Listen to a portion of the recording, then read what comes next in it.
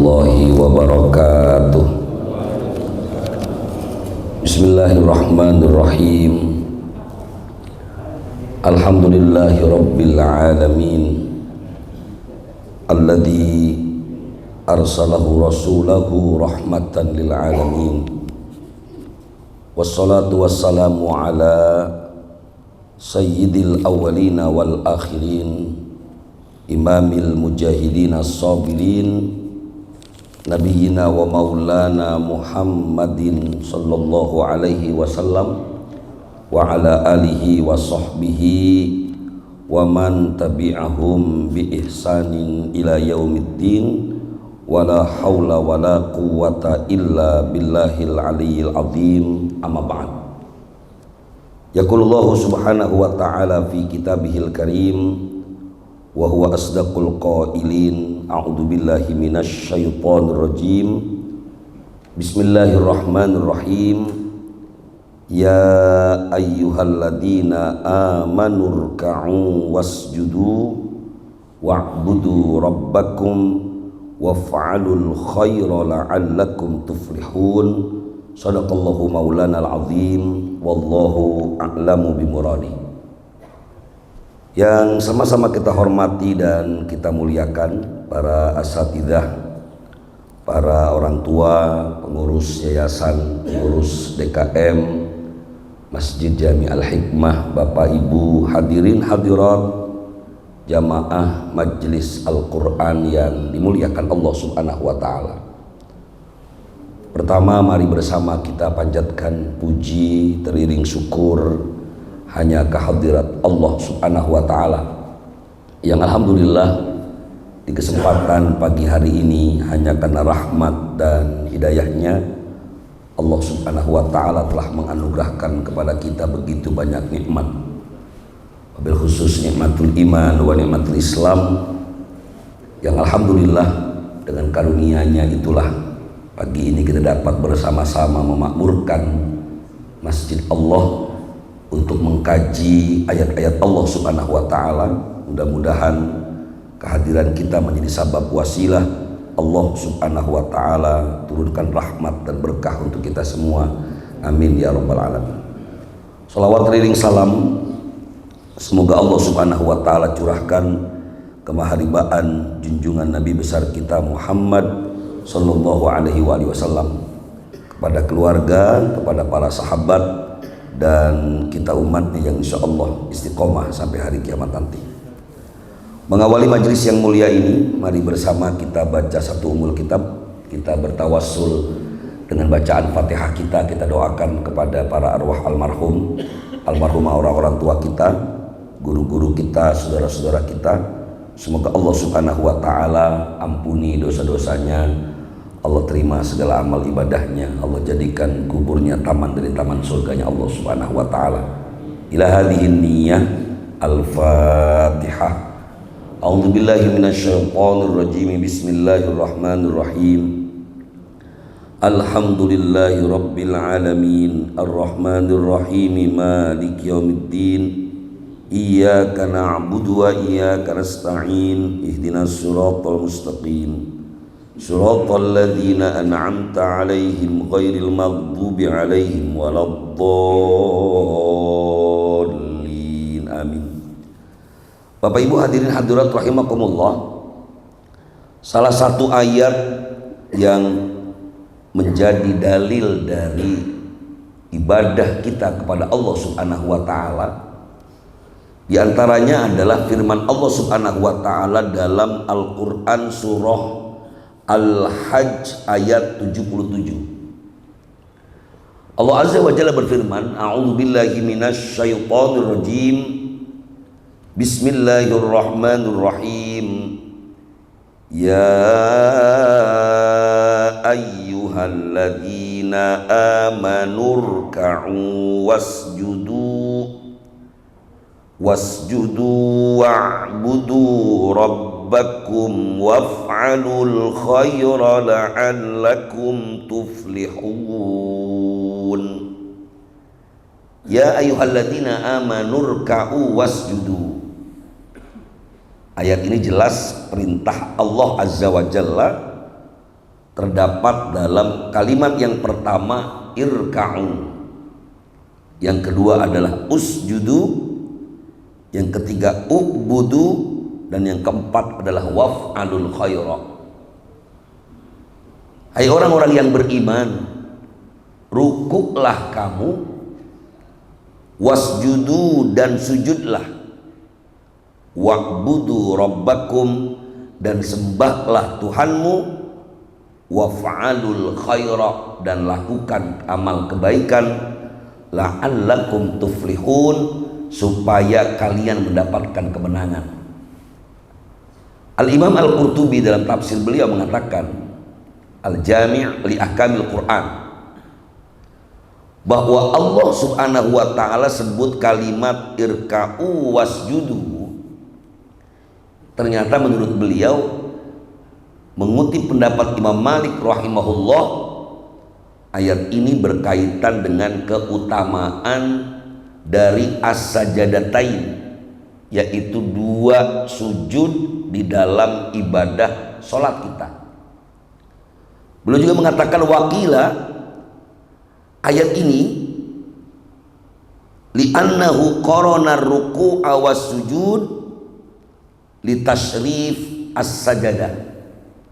Allah Subhanahu wa ta'ala memberikan perintah ruku dan sujud secara bersamaan, lagi-lagi karena ini merupakan bentuk mulianya ibadah sholat, yaitu menyembah Allah Subhanahu wa ta'ala.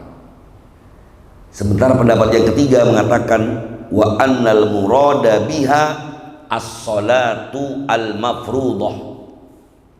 Sementara pendapat yang lain mengatakan bahwa makna ya ayyuhalladzina amanu rka'u wasjudu, 2 perintah di awal, yang dimaksud tidak lain adalah perintah Allah Subhanahu wa ta'ala untuk melakukan sholat wajib 5 waktu.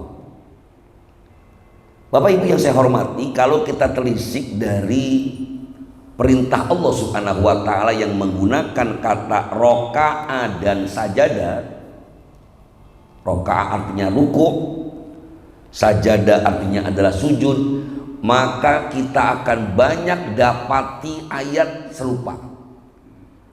Ada kalanya Allah Subhanahu wa ta'ala hanya memerintahkan kalimat ruku saja. Misalnya kita dapati dalam Al-Quran surah Al-Baqarah, Bismillahirrahmanirrahim, wa aqimus sholata wa atuz zakata warka'u ma'ar raki'in. Dirikan sholat, tunaikan zakat, warka'u ma'ar raki'in, dan rukuklah kamu bersama orang-orang yang ruku. Padahal sudah ada di awal wa aqimus sholat, dirikan sholat.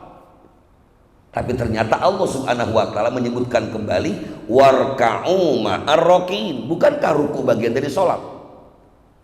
Ulama tafsir mengatakan kalimat as-sholah secara umum kemudian menyebutkan kata ruku secara khusus, ini lagi-lagi sebagai bentuk at-taukid, penguatan perintah. Syekh Wahbah Az-Zuhairi bahkan mengatakan ayat wa aqimus sholata wa atuz zakata warka'u ma'ar raki'in, rukuklah kamu bersama orang-orang yang ruku, ini kekhususan tentang sholat 5 waktu secara berjamaah bagi kaum muslimin. Padahal kalimatnya adalah ruku. Tetapi lebih dari itu, hadirin, ketika memang perintah ini dipahami secara khusus, maka yang dimaksud kata irka'u, karena ini adalah kalimat fi'il amr dari kata roka'a yarka'u, maka tentu maknanya adalah rukuklah kamu. Kemudian apa arti yang dimasukkan dengan ruku? Bima yatahaqqaqu, ulama mengatakan yatahaqqaqur ruku'u bimujarradil inhina bihaitsu tasilu al-yadani ilar rukbatain. Ayat Al-Quran, firman Allah Subhanahu wa ta'ala jelas tidak memberikan contoh tentang bagaimana perintah ini diaplikasikan. Allah hanya perintahkan rukuklah kamu, sujudlah kamu. Lalu bagaimana rukuknya? Bagaimana sujudnya? Ternyata bagaimana rukuk dan sujudnya tiada lain yang mencontohkan Nabi kita Muhammad SAW. Itu sebabnya hadis yang sangat masyhur ketika Rasulullah SAW mengajarkan tentang sholat, Nabi mengatakan, "Shollu kama ra'aitumuni usolli." Sholatlah kamu sebagaimana kamu melihat aku sholat. Maka yang pertama ruku itu bimujarradil inhina. Seseorang yang melakukan tubuhnya ke bawah, ini sudah bagian dari ruku dalam tingkat minimal.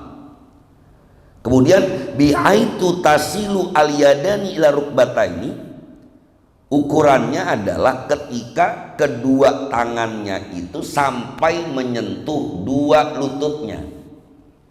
Ini sudah disebut dengan ruku. Wala budda minat tuma'ninati fihi, karena memang berdasarkan apa yang diajarkan Nabi Muhammad SAW, maka wajib ruku dalam sholat, baik itu sholat wajib maupun sholat sunnah, minat tuma'ninah, dari tuma'ninah, berhenti ala qadri tasbih, tuma'ninah. Rasulullah SAW menjelaskan tentang ayat ini ketika Nabi, diriwayatkan dari Abi Qatadah radhiyallahu anhu qala Rasulullah sallallahu alaihi wasallam, aswa'un nasi sariqatan alladhi yasriku min salatih. Kata Nabi, seburuk-buruknya manusia itu mencuri di dalam sholatnya. Para sahabat bertanya, ya Rasulullah, wa kaifa yasriku min salatihi? Bagaimana mungkin seseorang dianggap mencuri dari sholatnya?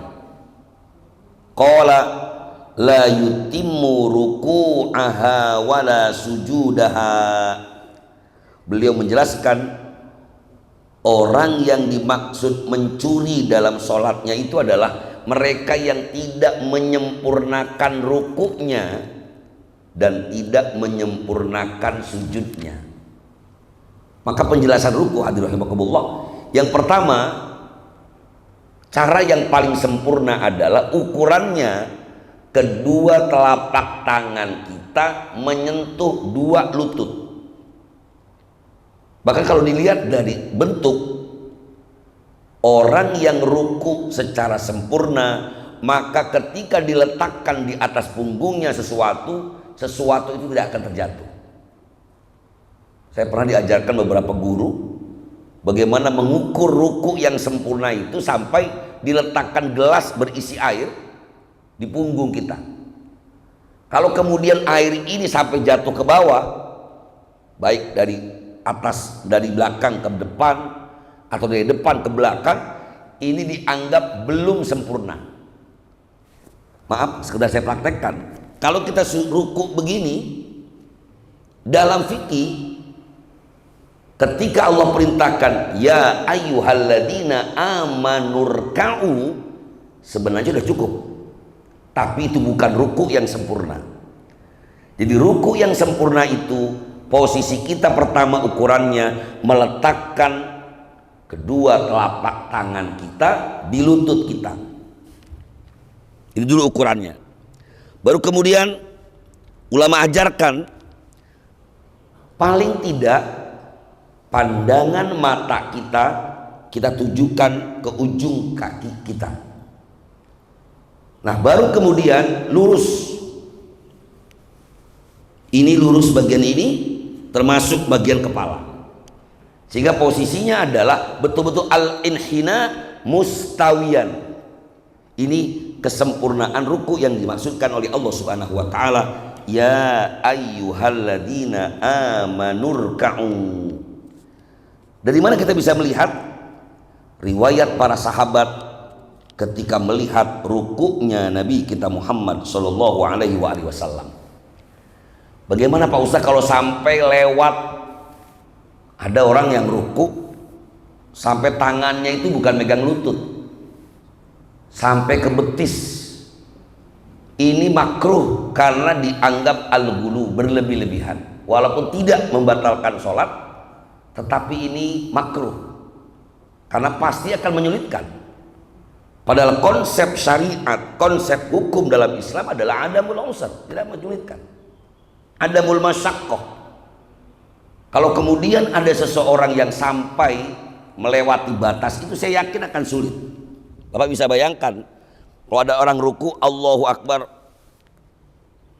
ini kelewat namanya, cukup segini aja. Kalau begini juga makruh.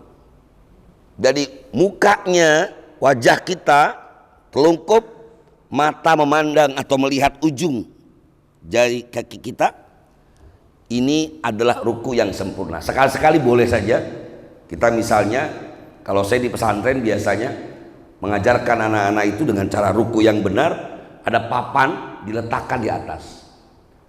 Pak Ustadz, saya kan sudah lama rukunya ini, belajar sholatnya udah 50 tahun ke atas, gak mungkin dipaksakan begitu sakit. Saya katakan sekali lagi bahwa konsep agama kita ada mutaklid, la yukallifullahu nafsan illa wus'aha. Allah subhanahu wa ta'ala tidak pernah membebankan kepada setiap diri kecuali seukuran kemampuannya. Jadi kalau orang yang rukunya sulit, silahkan semampunya.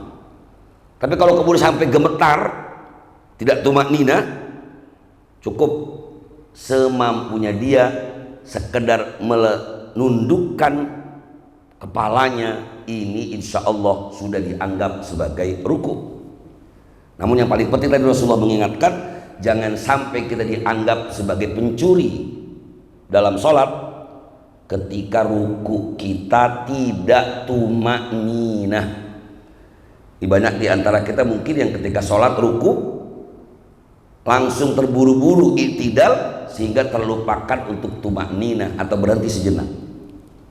Itu yang pertama. Yang kedua, bagaimana kemudian ruku yang dimaksud dalam firman Allah Subhanahu wa taala? Para ulama sepakat perintah Allah tentang ruku dan sujud ini hanya diperbolehkan khusus kepada Allah Subhanahu wa ta'ala.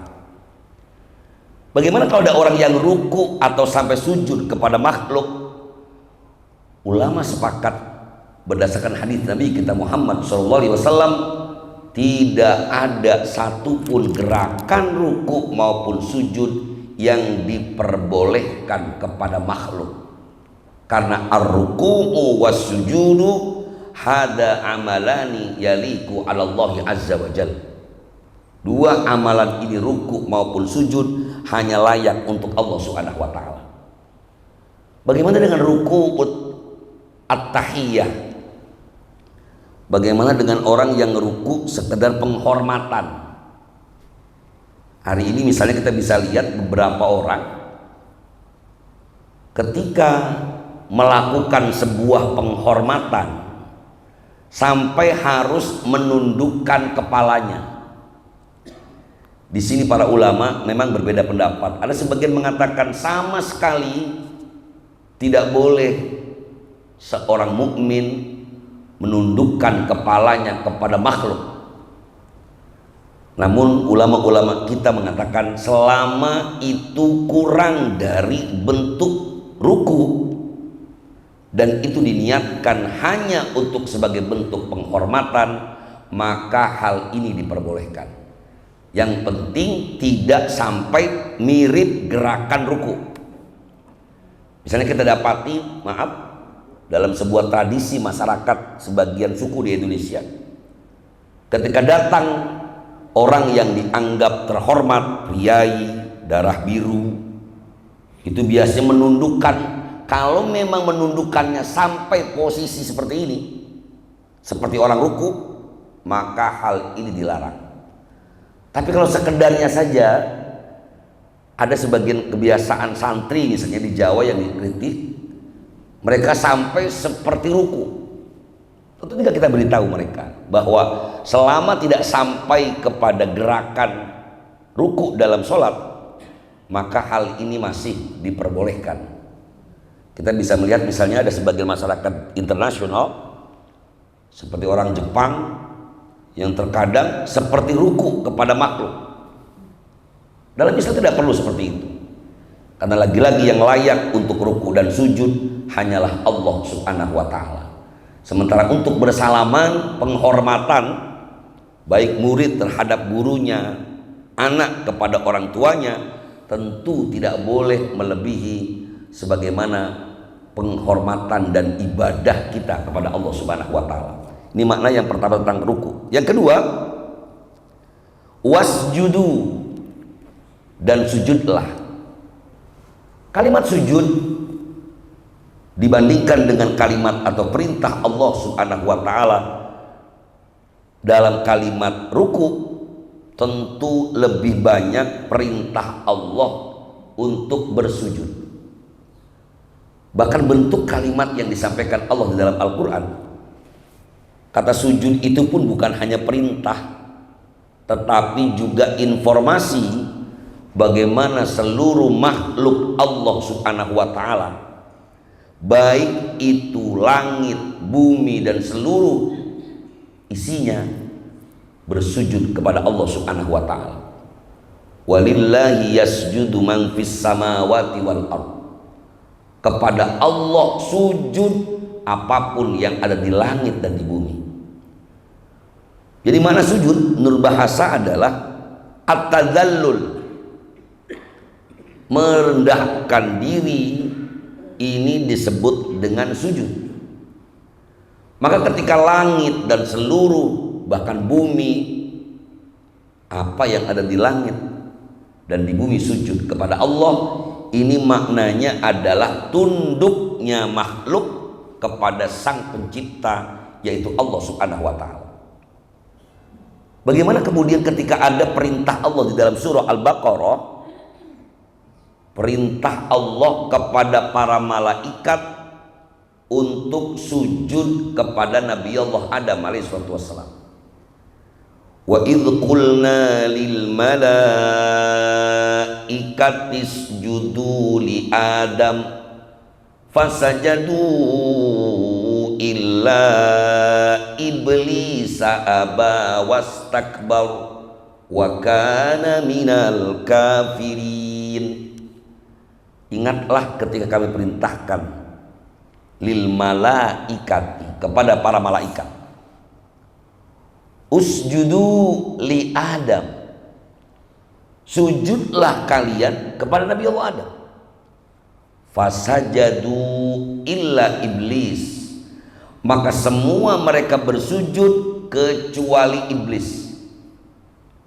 Aba wastakbara, dia menolak, wastakbara dan sombong, menolak perintah Allah untuk bersujud kepada Adam.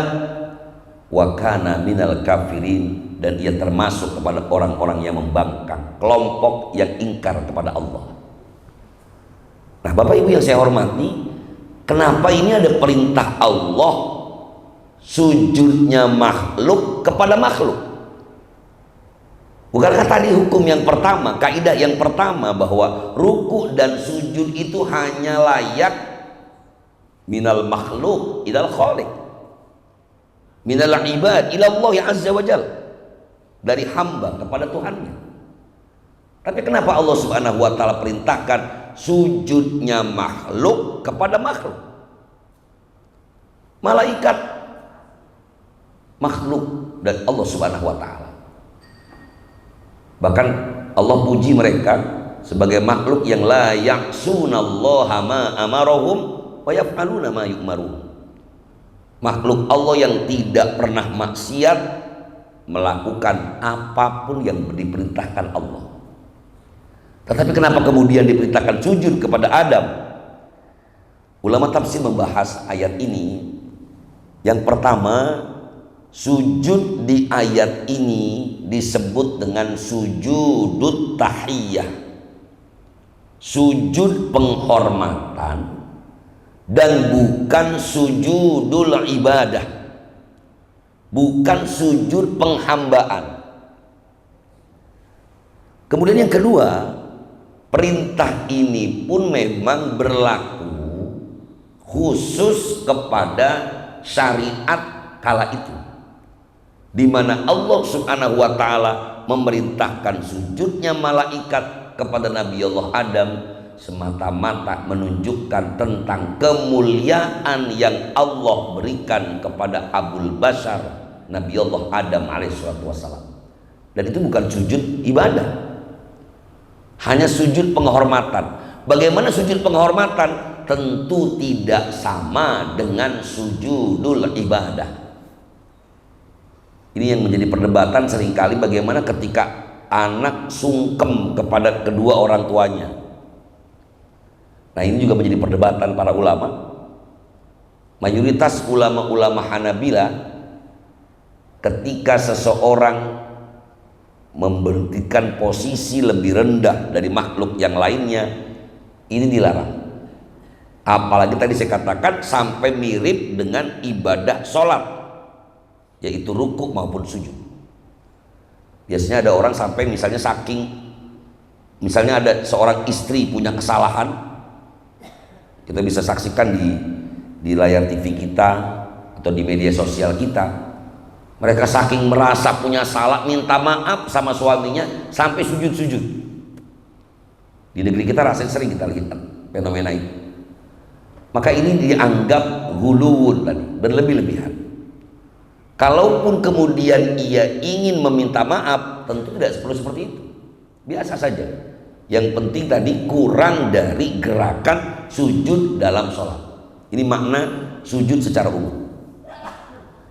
Lalu bagaimana dengan perintah Allah wasjudu tadi dalam sholat? Maka Nabi kita Muhammad SAW yang pertama menyebutkan hadis, qala Nabi sallallahu alaihi wasallam an ibni Abbas ibni Abdul Muttalib, dari Sayyidina Abbas bin Abdul Muttalib, annahu sami'an nabiyya sallallahu alaihi wasallam yaqul idza sajadal abdu sajada ma'ahu sab'atu arabin wajhuhu wa kafahu wa rukbatahu wa qadamahu. Kata Nabi kita Muhammad SAW, apabila seorang hamba bersujud, sajada ma'ahu, maka sujud bersamanya, sab'atu arabin, 7 anggota tubuhnya. Apa saja? Yang pertama wajhuhu, wajahnya, wa kafahu, kedua telapak tangannya, wa rukbatahu, 2 lututnya, wa qadamahu, 2 telapak kakinya. Jadi Bapak Ibu, untuk mengukur kesempurnaan sujud kita, ukurannya adalah 7 ini yang harus menempel di tempat sujud kita. Wajah kita, itu yang dimaksud al-jabhah, dahinya. Kemudian kedua telapak tangan kita, kedua lutut kita, dan yang terakhir wa qadamahu, 2 telapak kaki kita. Hadis diriwayatkan oleh al-jamaah kecuali al-Bukhari.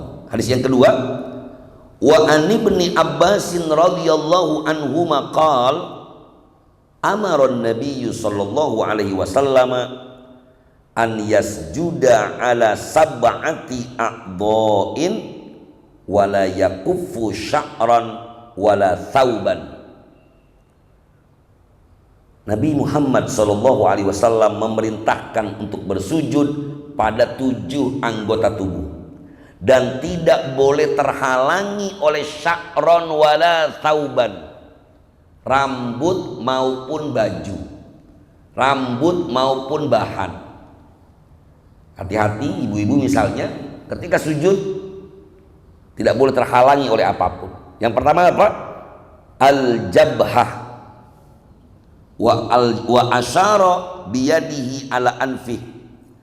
Nabi kita Muhammad SAW menunjukkan telapak tangan, isyarat beliau termasuk di dalamnya hidung, baru kedua tangan, kemudian dua lutut, dua kaki, wa atraf al-qadamain, dan ujung jari-jari kita. Jadi ada yang menyebutkan Nabi hanya al-qadamain, ada pula riwayat Bukhari Muslim Rasulullah menyebutkan wa atraf al-qadamain, dua ujung atau ujung telapak kaki kita, ujung jari-jari kaki kita. Sehingga ulama sepakat 7 anggota inilah yang harus nempel ke dalam saat kita sujud. Lalu bagaimana dengan hidung? Para ulama berbeda pendapat. Satu riwayat mengatakan bahwa hidung itu tidak termasuk pada rukun sujud. Sehingga ulama mengatakan selama dahinya sudah menempel ke tempat sujud, tidak terhalangi oleh apapun, maka sujud kita sudah sah. Maka saya berkali-kali ingatkan, ketika sujud berhati-hati, jangan sampai misalnya tertutup oleh peci kita. Ada orang sholat pakai pecinya seperti ini, Pak. Ini sama sekali tidak boleh. Harus terlihat al-jabhahnya nempel ke tempat sujud. Atau misalnya tempat sujud kita terhalangi oleh pasir, ini pun tidak boleh. Ini yang dimaksud dengan sab'atu arabid. Nah, sempurnanya posisi kita lagi-lagi sama dengan ruku tadi. Punggung kita saat sujud lurus. Yang dimaksud lurus tentunya maksud saya dia posisinya tidak bengkok, tidak bulat, tapi lurus seperti huruf dal. Dalam kitab dikatakan seperti huruf dal posisinya saat sujud, begitu juga posisi kedua telapak kakinya, semua ujung jari kakinya menghadap arah kiblat. Jadi Bapak Ibu boleh latihan. Nah, seringkali kita cuma segini aja, padahal sunnahnya adalah nempel sampai ke tempat sujud. Ulama juga menjelaskan tentang makna wasjudu dengan hadis Nabi kita Muhammad SAW, di mana kata Nabi, sujud ini adalah tempat yang terbaik, bahkan aqrabu ma yakunul abdu baina rabbihi as-sujudu fa'akthirud du'a. Kata Nabi kita Muhammad SAW, tempat paling dekat antara seorang hamba dengan Tuhannya adalah ketika dia sujud. Fa'aktsiru, kata Nabi, maka perbanyaklah olehmu berdoa di dalam sujud. Para ulama fikih membahas tentang hadis ini, bahwa memang tempat yang terbaik adalah sujud, namun karena ada larangan menggunakan bahasa selain bahasa Arab, maka berdoa kalau memang itu bukan doa al-warid. Doa al-warid artinya doa yang diajarkan Allah di dalam Al-Quran maupun doa yang diajarkan Rasulullah SAW, maka lebih baik berdoa dalam sujud, cukup di dalam hati saja, menggunakan bahasa Indonesia atau bahasa apapun. Tapi kalau menggunakan doa ul-warid, maka ini boleh dibaca di luar hati atau kita ucapkan dalam lisan kita. Contoh doa al-warid, Rabbana atina fid dunya hasanah, atau sajada wajhiya lilladzi khalaqahu wa sawwarahu wa syaqqa sam'ahu wa basarahu bihaulihi wa quwwatihi fatabarakallahu ahsanul khaliqin. Itu doa-doa yang al-warid atau doa dari hadis. Sehingga dalam doa al-warid, tentuan ulama, kita tidak boleh mengganti kalimatnya, tidak boleh menambah atau menguranginya. Masih banyak kita dengar orang baca doa misalnya Rabbana atina fid dunya hasanah wa fil akhirati ya Allah hasanah wa qina adzabannar. Pakai tambahan ya Allah. Atau Rabbana atina, ya Allah, betul tidak mengurangi arti, tetapi karena lafadznya dari Al-Quran, wahyunya turun dengan menggunakan lafadz Rabbana atina fid dunya hasanah wa fil akhirati hasanah wa qina adzabannar, maka tidak boleh dirubah. Wa minhum may yaqulu Rabbana atina fid dunya hasanah wa fil akhirati hasanatan wa qina adzabannar. Qurannya begitu. Tidak boleh ditambah, tidak boleh dikurang. Kemudian ketika pun kita berdoa dalam sujud sebagaimana perintah Nabi tadi dan Allah sampaikan tadi, doanya tidak boleh sampai tertinggal oleh imam ketika sholat berjamaah. Kalau mau baca doa dalam sujud, mau berlama-lama silahkan dalam keadaan sholat sendirian.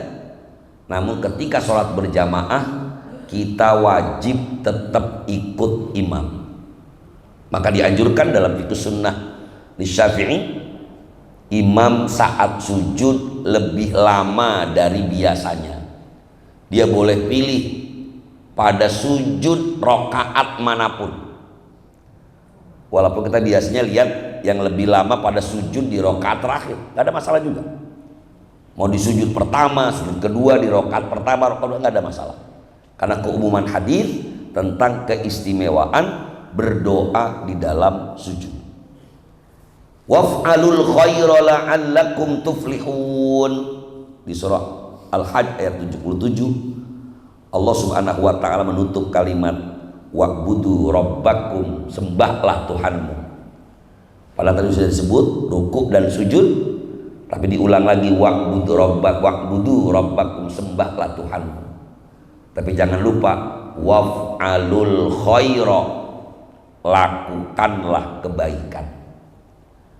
Ulama tafsir mengatakan ayat serupa banyak sekali, bahwa ibadah kita kepada Allah Subhanahu wa taala dengan rukuk dan sujud saja tidaklah cukup menjadikan kita seorang mukmin yang sebenarnya. Karena seorang mukmin selain dia adalah rukuk, sujud, ibadah kepada Allah, mereka juga melakukan kebaikan terhadap sesama manusia. Bahkan disinggung di dalam ayat yang lain, bagai laisal birra an tuwallu wujuhakum qibalal masyriqi wal maghrib walakinnal birra man amana billah wal yaumil akhir. Tidaklah kebaikan sejati itu orang yang hanya menghadapkan wajahnya ke arah timur maupun barat. Ayat ini menyinggung orang yang hanya mementingkan ibadah ritual semata, tetapi dia lupa untuk ibadah sosial. Maka kalimatnya waf'alul khaira. Pada kalimat ya ayyuhalladzina amanu ruk'u wasjudu, ritual ibadah kita kepada Allah Subhanahu wa taala dalam ibadah mahdhah, sementara waf'alul khaira adalah ibadah sosial kita. Bagaimana sholat itu seharusnya menjadikan kita orang yang makin ringan tangan membantu orang lain. Bagaimana zikir kita di dalam sholat mengajarkan kita untuk senantiasa berkata yang baik terhadap sesama manusia. Bapak Ibu hadirin hadirat yang dimuliakan Allah Subhanahu wa taala, inilah salah satu kajian ayat hukum yang disampaikan oleh para ulama. Mudah-mudahan kita bisa memahaminya dan insya Allah menyempurnakan ibadah sholat kita, sehingga insya Allah semakin baik kualitas sholat kita, semakin baik pula kualitas kehidupan kita dan juga ibadah sosial kita. Semoga bermanfaat, dan saya mohon maaf jika banyak kekurangan dan kekhilafan. Seperti biasa mungkin ada hal-hal yang ingin didiskusikan, saya persilakan. Hadanallahu wa iyyakum ajma'in. Assalamualaikum warahmatullahi wabarakatuh. Ya, silakan Pak Jiwan, boleh silakan.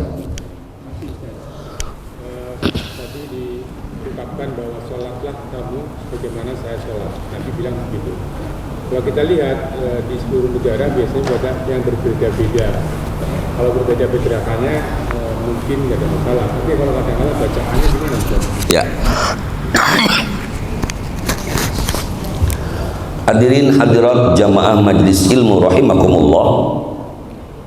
Ungkapan Nabi kita Muhammad sallallahu alaihi wasallam, "Shallu kama raaitumuni usolli."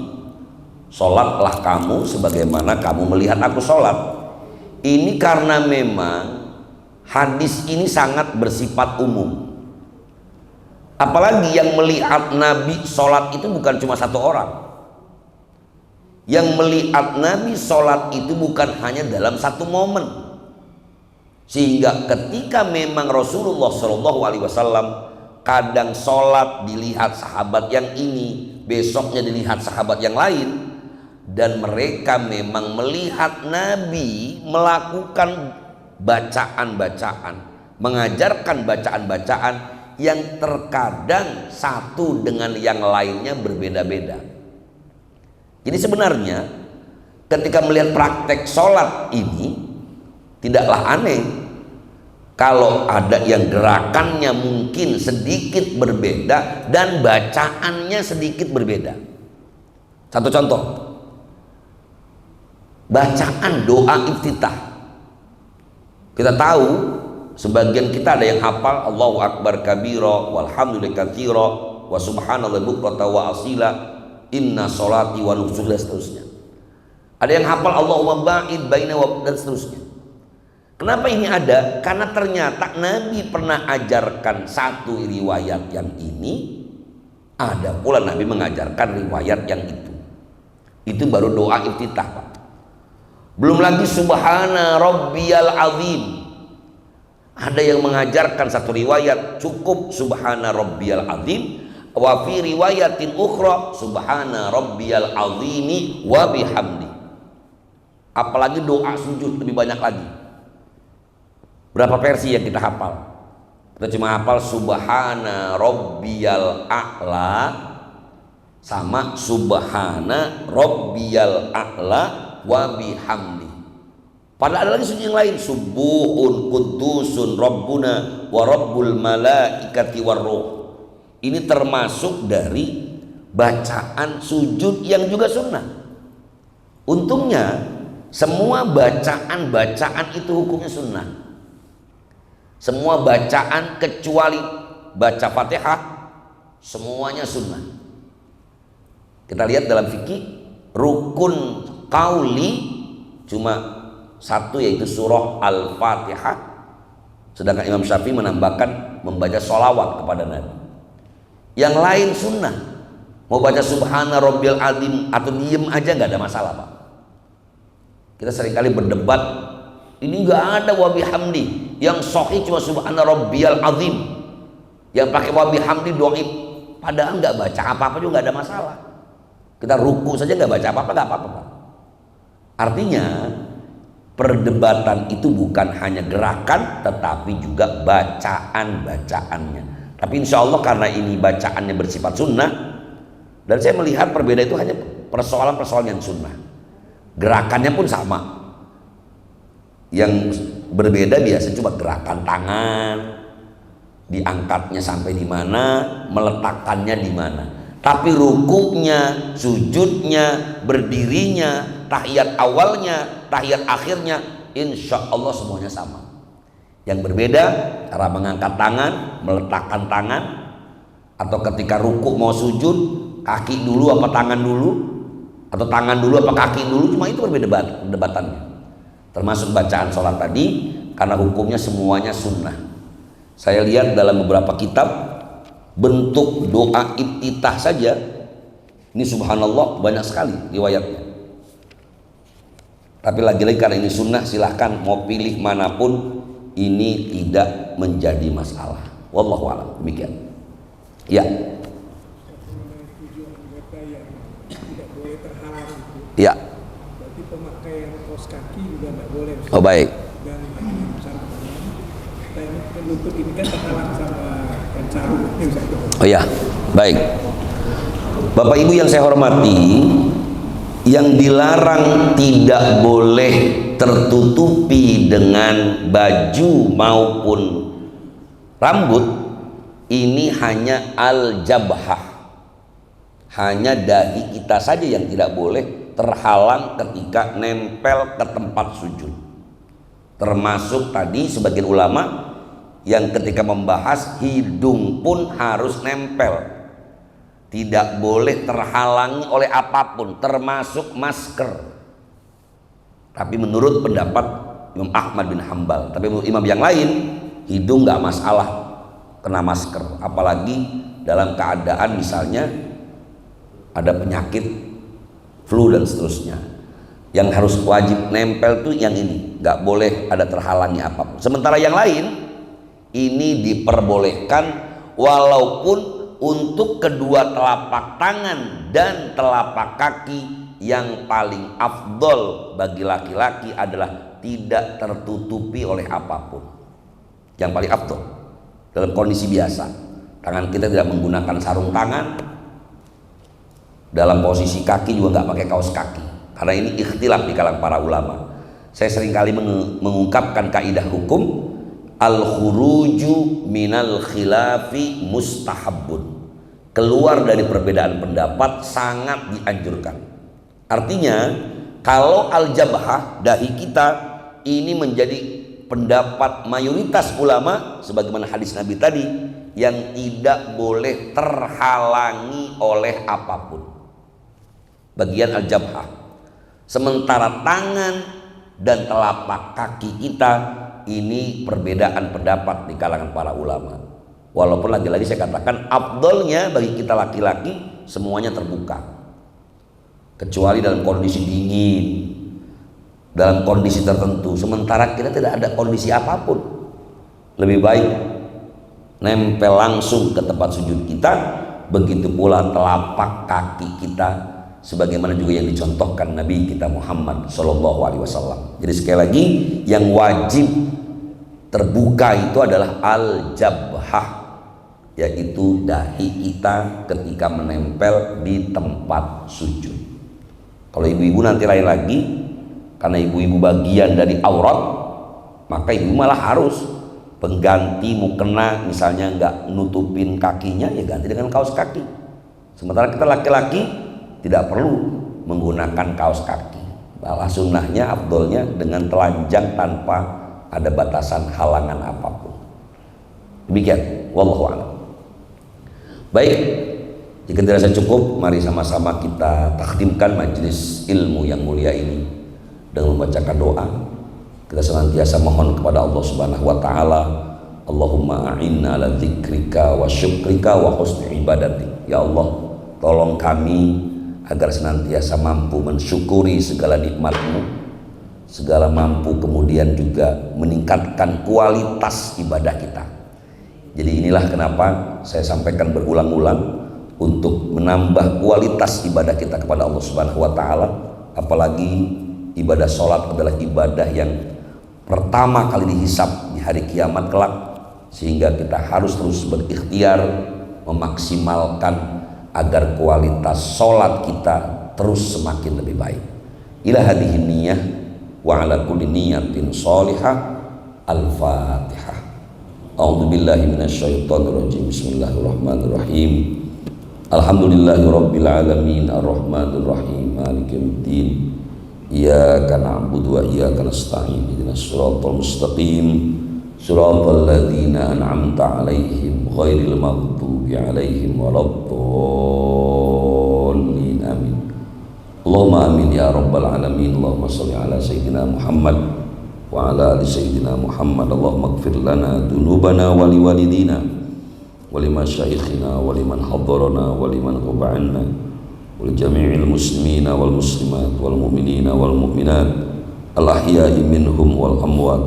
ربنا تقبل منا إنك أنت السميع العليم وتب علينا إنك أنت التواب الرحيم. ربنا هب لنا من أزواجنا وذرياتنا قرة أعين واجعلنا للمتقين إماما. ربنا آتنا في الدنيا حسنة وفي الآخرة حسنة وقنا عذاب النار.